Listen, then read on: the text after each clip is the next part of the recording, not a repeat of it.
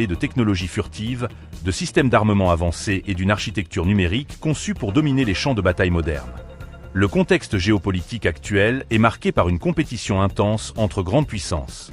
La Chine, avec son ambition de projeter sa puissance sur la scène mondiale, a récemment fait étalage de ses propres prototypes de chasseurs de 6e génération. De même, la Russie continue de moderniser son arsenal militaire avec des systèmes hypersoniques et des drones autonomes. Ces deux nations représentent une menace directe à la suprématie aérienne américaine, qui n'est pas un droit acquis mais doit être constamment renouvelé. L'administration Trump, en choisissant Boeing pour ce projet après une compétition rigoureuse, montre qu'elle prend cette menace au sérieux.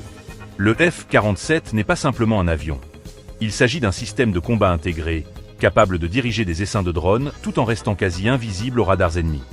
Du point de vue technologique, cet appareil semble être une merveille d'ingénierie. Sa vitesse, dépassant Mach 2, et sa manœuvrabilité exceptionnelle en font un atout stratégique redoutable. Mais c'est surtout sa capacité à fonctionner comme un « quarterback » dans le ciel qui attire l'attention. Imaginez un pilote humain supervisant une flotte de drones autonomes, chacun équipé pour des missions spécifiques. Reconnaissance, attaque électronique, bombardement précis. Cette approche collaborative d'entre machines et humains pourrait transformer la nature même des conflits aériens. Cependant, on ne peut ignorer les critiques formulées par certains experts. Ils soulignent que des programmes comme celui-ci, bien que prometteurs, peuvent rapidement devenir des gouffres financiers, détournant des ressources cruciales d'autres domaines prioritaires comme la cybersécurité, les drones ou les technologies émergentes.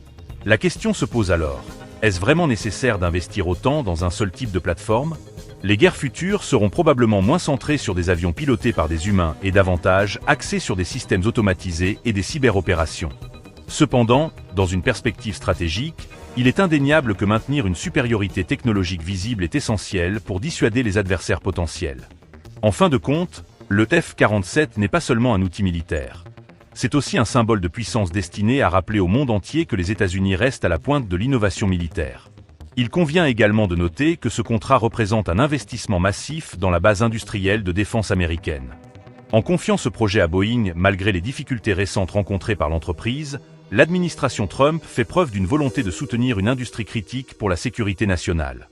Toutefois, il serait naïf de penser que ce programme sera exempt de défis. Les retards, les dépassements budgétaires et les problèmes techniques ont souvent accompagné des projets similaires dans le passé, comme le F-35 ou le F-22.